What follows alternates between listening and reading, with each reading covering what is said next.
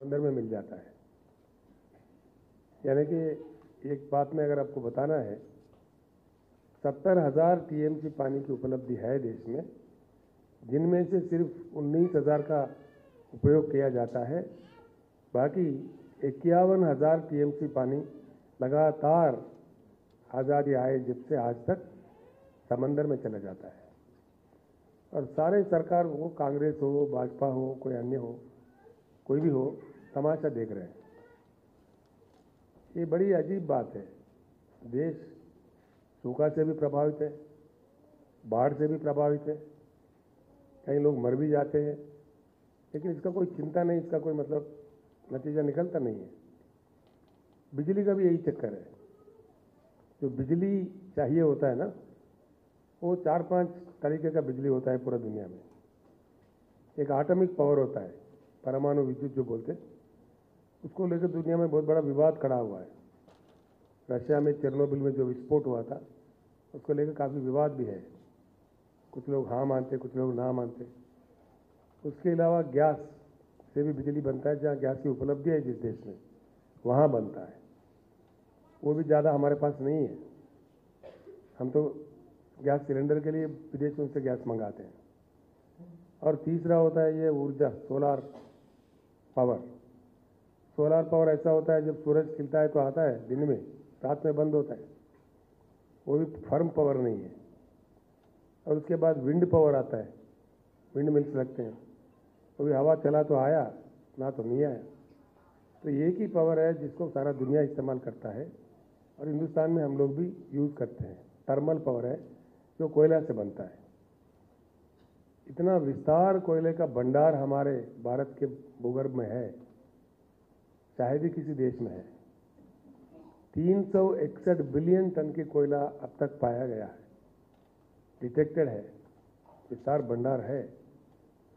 हर राज्य में, कुछ राज्यों को छोड़ के हर राज्य में, हिंदुस्तान के हर राज्य में कोयला खदान है। सोलार पावर जो पानी से हाइड्रो इलेक्ट्रिकल मिलता है प्रोजेक्टों से, वो पावर और थर्मल पावर को, तीनों को सही संतुलन करके अगर इस्तेमाल करें, हिंदुस्तान के हर गांव को, हर शहर को, हर उद्योग को और खेती के लिए, सभी के लिए हाई क्वालिटी पावर देने के लिए 150 साल तक के लिए जो कोयला है वो पर्याप्त है। इसके बाद बिजली के लिए हमारा देश क्यों परेशान है? पानी है, लेकिन पानी से देश वंचित है। हमारा खेत सूखता है, हमारे गले सूखते हैं। यहाँ तक कि महाराष्ट्र में आजकल का स्थिति है, रोज का 8-10 किसान आत्महत्या कर रहे हैं। ये क्या हो रहा है इस देश में? आप जैसे युवा लोग इसको देखते ऐसे बैठ जाएंगे, या कुछ करना चाहिए, या कुछ बदलना चाहिए? ये तमाशा तो चलते रहेगा। राजनीति, चुनाव आते रहेगा, हम कुत्ता नहीं तो बिल्ली, बिल्ली नहीं तो बंदर, किसी को चुन ही लेंगे। किसी को मुख्यमंत्री बनना है, उसके साथ तो मंत्री बनना ही बनना है। कई लोग बनते ही जा रहे हैं, लेकिन ये हालात क्यों नहीं बदलता? पीने का पानी लोग चांद सितारे थोड़ी मांग रहे हैं, सोने की ईंट थोड़ी मांग रहे हैं। पीने का पानी और बिजली जो प्राथमिक चीज़ है, लोगों के लिए चाहिए हर चीज़। बिना पानी के तो जिंदगी नहीं है। वो देने के लिए भी 75 साल के बाद अगर हमारे पास देश में समाधान नहीं है, तो क्या होना चाहिए? ज़रूर एक क्रांति की ज़रूरत है भारत में। कई पार्टियां हैं, कई पार्टियां चले गए। तेलंगाना जब राज्य बना 9 साल पहले, महाराष्ट्र से भी बहुत बुरा हाल था यहाँ पे। हमारे पास भी तेलंगाना में कभी पता नहीं, ना पीने का पानी था, ना सिंचन के पानी था। करंट कब आता कब जाता भगवान जानते थे। बड़ा परेशानी की बात थी यहाँ पे भी। आप लोग भी जानते हैं, आप लोग भी यहाँ से रिश्तेदार है आपके, आप लोग भी आते रहते हैं तेलंगाना में। भले सोलापुर रहते हो, लेकिन यहाँ आते थे। 9 साल पहले, 8 साल पहले यहाँ भी इतना ही बुरा स्थिति था। लेकिन आज लगातार यहाँ पे 24 घंटा करंट मिलता है हर किसी को। हर किसी को मिलता। कहाँ से आ रहा है, कैसे आ रहा है? जब तेलंगाना में आ सकता है तो महाराष्ट्र में क्यों नहीं, मध्य प्रदेश में क्यों नहीं, उत्तर प्रदेश में क्यों नहीं, पूरे भारत में क्यों नहीं? ये सवाल है। इस चीज़ के लिए ही बीआरएस है। मेरा ये मानना है कि ये चीज़ पूरे भारतवासियों को बता के, क्रांति ला के बिल्कुल इसके लिए पर्याप्त काम करने के लिए ही बीआरएस एक पार्टी है, ये इस चीज़ के लिए काम करती है। जो कि हमारा नारा है, आप लोग देख रहे हैं महाराष्ट्र में कोने कोने में लगा हुआ है होर्डिंग्स, पोस्टर वगैरह। अब की बार किसान सरकार, किसान जो देश को अन्न देता है वो क्यों आत्महत्या करे भाई? वो बड़े से बड़े आदमी हो, अदानी हो, अंबानी हो, उसके थाली में खाना आता कहाँ से है? वो कितने भी अरबोपति करोड़पति हो, लेकिन खाना उनके थाली में तो किसान ही बेचता है। किसान मर गए तो कौन जिए, अगर किसान जिए तो कौन मरे, ये सवाल है। किसान अगर मर जाए तो हम कोई भी एक जीवित नहीं रहेंगे, अन्न ही नहीं मिलेगा। अगर किसान जीवित है हम सभी जीवित हैं। इस चीज़ को भी नज़रअंदाज किया गया। किसान या तो पलायन है अपने गांव खेत छोड़ के, या तो आत्महत्या कर रहा है, कर्ज के चक्रव्यूह में फंसा हुआ है। कई कई किस्म के मतलब मुश्किलों का उनको सामना करना पड़ता है। क्यों करना पड़ता है? पूरे दुनिया में हर देश में किसान खेती चलाने के लिए सब्सिडी देते हैं। एक हमारे ही देश है जो सब्सिडी नहीं देते, उल्टा उनसे वसूली करते हैं। ये चीज़ बदलनी चाहिए। ऐसे ही नगेश भाई कह रहे थे, सोलापुर में काफ़ी नवयुवा इंजीनियरिंग पढ़ चुके हैं, लेकिन वहाँ सहूलत नहीं है, लिहाजा वो हैदराबाद जा रहे हैं, बेंगलुरु जा रहे हैं, पुणे जा रहे हैं, कहीं अन्य शहर जा रहे हैं। सोलापुर बहुत बड़ा अच्छा शहर है, बहुत बढ़ गया है, महानगर पालिका हो गया है, तो वहाँ पे भी आईटी आना चाहिए। बिल्कुल आ जाएगा। अगर आप बीआरएस सरकार बनाओ तो सोलापुर में भी बिल्कुल हम खुद प्रयास करेंगे। आईटी के बड़े बड़े कंपनियां वहाँ आ सकते हैं, कनेक्टेड है, बॉम्बे हाईवे पे है। हमारे सोलापुर में जल्द से जल्द हवाई अड्डा भी शुरू होना चाहिए, बहुत इंपॉर्टेंट जगह है। वो सब कुछ होने की बहुत ज़रूरत है। ऐसी चीज़ें ये मामूली नेतागण से जो चला रहे हैं हमको 75 साल से, क्या इनसे संभव है? इनसे संभव नहीं है, बिल्कुल ही नहीं है। यानी कि मेरा साफ मानना है, परिवर्तित भारत ही भारत के समस्याओं का समाधान है। बिना परिवर्तन के कोई भी चीज़ नहीं हो सकता। हमारे सामने ऐसे देश है जो सिंगापुर है, वहाँ कुछ भी नहीं है, पीने का पानी भी उनका खुद का नहीं है। मलेशिया से खरीदता है, ट्रीट करता है, फिर उनको ही बेचता है, उसी में अपना पानी कमाता है। आज सिंगापुर कहाँ है, हम कहाँ हैं? हमारे बच्चे, हमारे युवा, हम लोग भी सिंगापुर देखने जाते हैं। इतना विशाल देश, 8,000 किलोमीटर वाला तट, समंदर के तट, और इतना छोटा देश जाके हम फोटो खिंचवा के आ रहे हैं वहाँ पे। बड़ा हंसी लगता है। हमारा कितना सुंदर देश है, कितना जंगल है, कितने पहाड़ है, कितने जलपात है, कितना, इसको छोड़ के ऐसा होना चाहिए कि पूरा दुनिया हमारे पास भागना चाहिए। उसमें भी हम लायक नहीं है, कम से कम टूरिस्ट को भी अट्रैक्ट नहीं कर सकते। यानी कि पूरा उल्टा चल रहा है पॉलिसी, बड़ा अजीब। अभी मैं महाराष्ट्र से कई लोग आए थे, अहमदनगर से, कोई 3 बार एमएलए रह चुके हैं। अभी वो जा रहे हैं तेलंगाना के प्रोजेक्ट देख रहे हैं। हमारे जीवन रेड्डी एमएलए है, वो लेके जा रहे हैं उनको वहाँ विदा करके मैं यहाँ आ गया। तो इसमें मुझे थोड़ा देर हुआ, तो उन लोगों से बात करते वो भी बड़े आश्चर्यजनक यही बात बोल रहे थे। मेरा मानना यह है, ये एक बात मैं आपके सामने रखना चाहूँगा, ये पार्टी सिर्फ महाराष्ट्र तक सीमित नहीं है, एक क्रांति लाने वाला पार्टी है। तेलंगाना महाराष्ट्र तक नहीं है, लेकिन हमारे कोई जल्दीबाजी नहीं है, चुनाव को देख के भागते रहो, ऐसा नहीं है। कदम कदम डालते हुए पूरे भारत में फैलना है। मैं महाराष्ट्र वासियों को आपको बधाई देता हूँ। मैं पहले महाराष्ट्र में आया, इसलिए महाराष्ट्र तेलंगाना का 1000 किलोमीटर का बॉर्डर है, और जहाँ यवतमाल, नांदेड़, मराठवाड़ा, इस तरफ के चंद्रपुर, ये जिले लगे हुए हैं महाराष्ट्र से। यवतमाल में देश में सबसे ज़्यादा आत्महत्या हो रहा है। पूरे देश में, भारत में सबसे ज़्यादा आत्महत्या करने वाला जिला है यवतमाल।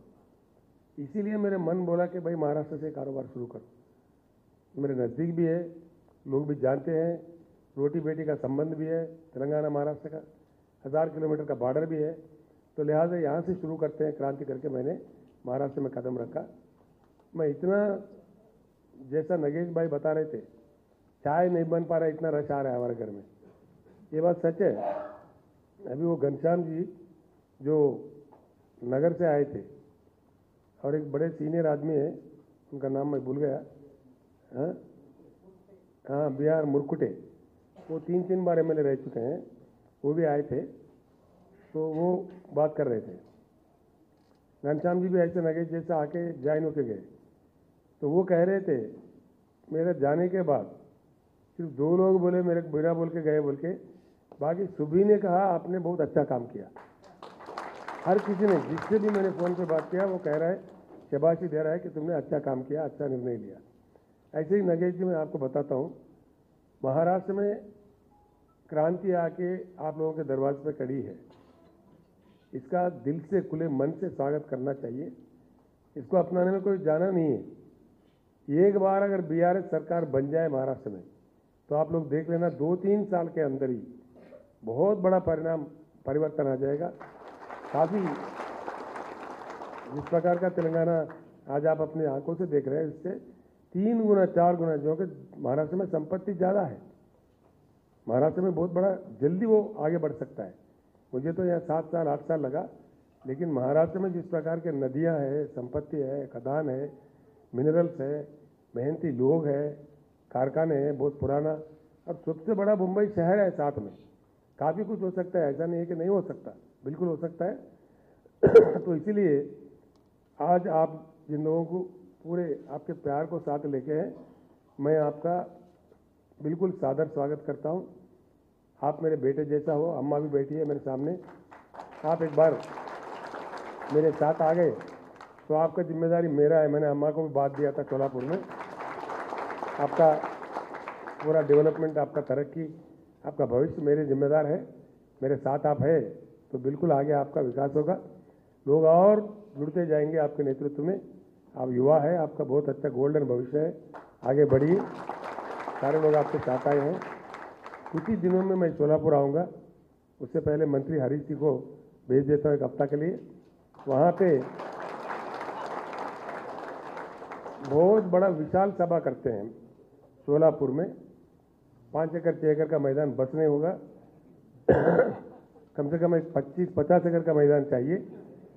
काफ़ी लोग रूरल एरिया से भी बोल रहे, पंडरीपुर से भी, बारसी से भी, कई अन्य जगह से बोल रहे। हम बहुत बड़ी पैमाने पे आना चाहते हैं। औरंगाबाद से 3 गुना ज़्यादा सभा हो जाएगा। कुछ ही दिन में हो सकता है तो जुलाई के अंत में ही सोलापुर में बहुत बड़ा रैली करते हैं।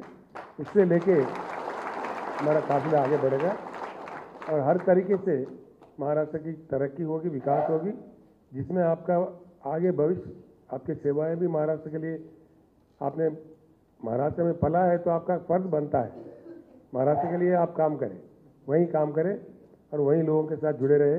बहुत अच्छा आपने जगह बनाया। आपका पिता का जो इज्जत था और हमारे धर्मनाथ साधुल भी थे, उनका भी जो इज्जत था, बहुत अच्छा हुआ। मैं फख्र करता हूँ हमारे तेलुगु जितने भी लोग हैं सोलापुर में, हमारे भाई बंधु हैं, तो उन लोगों ने कभी गया 100 साल पहले, 90 साल पहले उन्होंने अपनी जगह बनाया। तो अभी मराठा ही बोलते हैं, पूरा मराठा मीडिया में पढ़ते हैं, मराठा ही बोलते हैं। वो भी 90% मराठा ही बन गए हैं, इसमें मुझे कोई शक नहीं है। तो दूसरे जगह जाके इतनी बड़ी जगह बनाना, इतने प्यार मोहब्बत वहाँ खरीदना पाना, सबके साथ मिलजुल के रहना, ये भी एक बहुत अच्छा मिसाल है। ऐसे ही हमारे लोग भिवंडी में है, मुंबई में है, कई अन्य स्थानों पर भी है, वहाँ से भी बुलावा आ रहा है। हम सब मिल करके पूरे महाराष्ट्रवासी पूरे अच्छे काम करते हैं, उसका नतीजा मुझे कोई शक नहीं है, बहुत अच्छा नतीजा निकलेगा। वो अहमदनगर वाले तो अभी कह रहे थे काफ़ी लोग तैयार है सब आने के लिए। अब जो राजनीति महाराष्ट्र में हो रहा है उससे लोग तंग है, बिल्कुल एकदम लोग प्रचलित है। ये क्या हो रहा है करके गुस्सा कर रहे हैं पूरे लोग, पूरे युवा बुद्धिजीवी। कुछ तो युवा परसों की हादसा देख करके अपने मतदार कार्ड भी जला रहे थे रोड पे आके, गुस्से में कह रहे ऐसे पार्टियों को हमने वोट दिया क्या करके, उतना गुस्से में। यानी कि आक्रोश है जनता में, युवा में भी, जनता में भी है। उनके लिए एक रास्ता चाहिए। मेरे ख्याल से सही रास्ता उनके लिए बीआरएस हो जाएगा, बीआरएस ही पर्याय बन जाएगा। ये जो महाराष्ट्र जनता ने हर किसी को मौका दिया है। मुझे एक बात बताइए, कौन से ऐसे पार्टी है जिनको सत्ता नहीं मिला? कांग्रेस तो पूरे 50 साल था, भाजपा भी सत्ता में आया, एनसीपी भी सत्ता में आया, शिवसेना भी 2-2 बार सत्ता में आया। वहाँ जितने भी पार्टियां हैं, पूरे पार्टियों को जनता ने मौका दिया है। किसी एक ने भी अगर तेलंगाना जैसा कर जाता तो बीआरएस की कोई ज़रूरत था ही नहीं। संभावित रूप से काम नहीं हो रहा है, जनता परेशान है, इसलिए उजनी डैम कितना दूर है सोलापुर से? बहुत कम दूर में है। उतना बड़ा डैम रखते हुए वहाँ पानी नहीं आता। जायकवाड़ी डैम कितने दूर में है औरंगाबाद से? औरंगाबाद वाले बोल रहे हैं 8 दिन में 10 दिन में एक बार पानी आता। ये क्या हो रहा है? पीने के पानी के लिए भी हम लायक नहीं है क्या? हमारे नेता लोग क्या समझते? उनको एक आदत बन गई है, तभी भी हमको वोट मिल रहा है, हमको क्या पड़ी है? तो एक बार सुबह में आ जाए बात कि कुछ सही में कर दिया जाए, सही काम हो, सही ढंग से हो। एक ही बात मैं कहूँगा, यहाँ पे हमारे सरकार आने के बाद हमारे पास भी पीने का पानी नहीं था, बिल्कुल नहीं था। मिशन भगीरथ के नाम से हमने यहाँ काम किया। असेंबली में मैं मेरे पहले टर्म में मुख्यमंत्री था, उसके मैंने बोला 5 साल के अंदर हर घर में, तो चाहे आदिवासी हो, हैदराबाद से 400 किलोमीटर दूर पे, या हैदराबाद शहर हो, कोई अन्य जगह हो, पूरे तेलंगाना के 1 करोड़ 3 घराने में नल फिट करके अगर पानी नहीं दिया, भरपूर पानी नहीं दिया, आगे चुनाव हम नहीं लड़ेंगे। और हमने उसी प्रकार का 5 साल का हमने चैलेंज किया था, 4 साल के अंदर हमने करके दिखा। ये काम महाराष्ट्र में भी हो सकता है, बिल्कुल हो सकता है, क्यों नहीं हो सकता है? 100% हो सकता है। तो इसीलिए ये बातें आप अपने दोस्तों में चर्चा कीजिए। जो लोगों को आगे देखना है तेलंगाना, उनको भेज दीजिए। मैं 2-4 बस का इंतजाम करता हूँ, उनका पूरा खाने का इंतजाम करता हूँ। पूरे घूम के देखिए, लोगों से बात कीजिए, तभी समझ में भी आएगा बात कि क्या हो रहा है, क्या नहीं हो रहा है। और ऐसा ही महाराष्ट्र में क्यों नहीं हो सकता, तब जाके बात बन जाएगी। मैं ज़रूर फिर एक बार आपसे विनम्रपूर्वक विनती करूँगा कि इन बातों को आप जाने के बाद अपने शहर में, अपने बस्ती में, अपने गाँव में, आप जहाँ से भी हो, बात कीजिए, चर्चा कीजिए, क्या ये बात सही है कि गलत है, परिवर्तन की ये घड़ी है कि नहीं है, परिवर्तन के बिना कौन सा चारा है। कई एग्जाम्पल्स है। ज्ञान हमारे पास हर किसी के पास नहीं हो सकता। ज्ञान ऐसी चीज़ होती है, जहाँ मिलता है वहाँ से प्राप्त करना चाहिए। हमारे पास अगर बुद्धि नहीं है तो जहाँ बुद्धि है वहाँ से सीखना चाहिए। हमारे से बुरा हाल चाइना देश का था। 1980 तक, 1980 तक उनका आय, उनका जीडीपी हमसे कम था, लेकिन 20-25 सालों में उन्हें ऐसा कर दिया, आउट ऑफ बॉक्स चले जाके आज चाइना के बगैर दुनिया ही नहीं। तीसरे स्थान पे आ गया। पहले स्थान पे अमेरिका है, सेकंड स्थान पे जापान है, तो तीसरे स्थान पे चाइना है इकोनॉमी में। World 3rd largest economy. हम जहाँ के वहाँ हैं और भी अंदर जा रहे हैं। डॉलर के प्रति आज हमारे रुपया देखो कहाँ गया, 82 रुपये 83 रुपये जा रहा है डॉलर के प्रति हमारे रुपया। तो अंतर्राष्ट्रीय मार्केट में हमारा क्या इज्जत रहेगा, क्या मूल्य की हम बात कर सकते हैं। ऐसे कई चीज़ें हैं, कोई एक चीज़ भी हमारे देश में ठीक नहीं है। दिल्ली जाइए, हवाई जहाज में बैठ के आधा घंटा हवा में चक्कर काटना पड़ता है, जो में कंजेशन है, फ्लाइट उतरने के लिए जगह नहीं मिलता। 20, 25, 30 फ्लाइट लाइन में है, एक के बाद एक उतरो। एयरपोर्ट भी ठीक नहीं है। अंतर्राष्ट्रीय ट्रक, जो हमारे ट्रक्स होते हैं, लारी, उनका स्पीड क्या है, हमारा स्पीड क्या है? अंतर्राष्ट्रीय ट्रक का स्पीड है 85 किलोमीटर से लेकर 100 किलोमीटर। हमारा ट्रक का स्पीड है 35 से लेकर 50 किलोमीटर प्रति घंटा एवरेज। तो कब हम दुनिया से मुकाबला कर पाएंगे? हमारे गुड्स ट्रेन, जो मालगाड़ी जिसको हम कहते हैं, हमारा मालगाड़ी का क्या स्पीड है, अंतर्राष्ट्रीय का क्या स्पीड है? हमारा 50 किलोमीटर है, अंतर्राष्ट्रीय का 115 किलोमीटर है कई देशों का। तो हम कब उनसे मुकाबला कर पाएंगे? दुनिया से कब मुकाबला कर पाएंगे? ऐसे ही है। सिंगापुर देश में एक इतना ही जगह है, वो छोटा सा जगह, वहाँ पे मेरे ख्याल से सोलापुर में 12 लाख आबादी है, अभी 11.5-12 लाख आबादी है। वो पूरा देश का आबादी है सिर्फ 50 लाख, 45 या 50 लाख। उसका पूरा पेरीमीटर है 193 किलोमीटर, पूरा भूमि उनका। वो एक पोर्ट से पूरा देश का सामान वहाँ मंगा के 5.5 करोड़ कंटेनर वो बेचते रहता है। और 8,000 किलोमीटर का तट रखने वाला हमारा देश सिर्फ 35 लाख कंटेनर बेचता है। तो कब हम मुकाबला कर पाएंगे? ना आपका पोर्ट ठीक है, ना एयरपोर्ट ठीक है, ना आपका रेल ठीक है, ना आपका ट्रक ठीक है, फिर क्या ठीक है? नेताओं का भाषण ठीक है। भाषण पे भाषण दिए जा रहे हैं। ये क्या तमाशा हो रहा है? पार्टियों को तोड़ो, सरकार बनाओ, कितने बार तोड़ोगे? कितने कितने पार्टियां बन गई। अब कांग्रेस को था, कांग्रेस को शरद पवार ने तोड़ दिया, फिर शरद पवार का पार्टी टूट के फिर एक तोड़ दिया। ये लंगड़े लंगड़े होते जा रहे पार्टी। शिवसेना था, शिवसेना से वो निकला, वो क्या है, राजकुमार, राज ठाकरे निकला, फिर उसके बाद शिंदे निकला। अब कितने हो गए? 3 या 4 टुकड़े हो गए। ये क्या चक्कर चल रहा है वहां पे? हो क्या रहा है? जनता किधर है? जनता की समस्या किधर है? उस पर देखना चाहिए। वो चीज नहीं है। इनको अपने राजनीति से मतलब है, पदों का चक्कर है। भूख का भी एक लिमिट होता है ना। 75 साल हो गया भाई, 4 पैसे तो खाए तो खाओ, लोगों का काम तो करो कम से कम। वो भी नहीं है। तो सिर्फ सत्ता, ये कहां तक चलेगा? तो इसमें जरूर परिवर्तन की बहुत सख्त जरूरत है। खासतौर पर मेरे युवा भाइयों से मेरा विनती है, ये देश आप लोगों का है, भविष्य आपका है। आगे चल के देश ऐसे ही रहे, पानी समंदर में ही बहते रहे, वो कोयला वैसे पड़े रहे, हमको ना बिजली मिले, हम जाहिलों की तरह रहे, ये सोचने की बात है। क्रांति अपने आप में नहीं आता। जो युवा है, आप देश की शक्ति है। जब आज़ादी की जंग था तो कितने कम उम्र में भगत सिंह जी ने अपना कुर्बानी दे दिया। यहाँ अल्लूरी सीताराम महाराज ने 26 साल में अपना जान कुर्बान कर दिया। अगर वो लोग नहीं देते, आज भी हम गुलाम बने रहते। तो जब भी क्रांति की ज़रूरत होती है, जब भी परिवर्तन की ज़रूरत होती है, तब युवाओं का काम बनता है, वो चाहे महिला हो या पुरुष हो, आप लोगों का ही काम बनता है। बहुत अच्छा काम आगे लेके चलना चाहिए। इन बातों को ज़रूर आप चर्चा कीजिए। तो केसीआर ऐसा कह रहे थे, भाई ये कहाँ तक सही है, इसको देख लीजिए, बात चर्चा कीजिए और इस क्रांति को आगे बढ़ाने का हर एक इस सभा में जो बैठे हैं, जो आप कर सकते हैं, नगेश जी के साथ कीजिए। मैं जल्द से जल्द फिर आपसे दर्शन करने के लिए शोलापुर आ जाऊंगा। आपका पुनर्दर्शन कर लेते हैं। जय भारत।